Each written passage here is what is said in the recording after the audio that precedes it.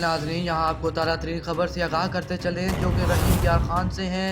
M5 motorway पर bus driver को नींद आने के बायस पीछे से ऑयल टैंकर से जा टकराई।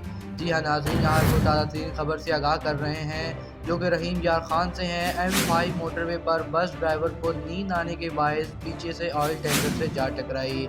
4 अफराद जख्मी बताए जा रहे हैं। बस जैकबाबाद से लाहौर जा रही थी।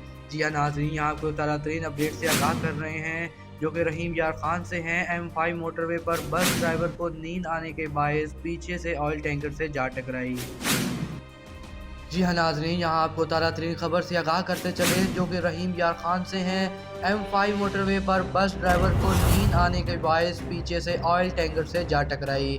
जी हाँ नाजरीन, यहाँ आपको ताज़ा तरीन खबर से आगाह कर रहे हैं जो कि रहीम यार खान से हैं। M5 मोटरवे पर बस ड्राइवर को नींद आने के बायस पीछे से ऑयल टैंकर से जा टकराई।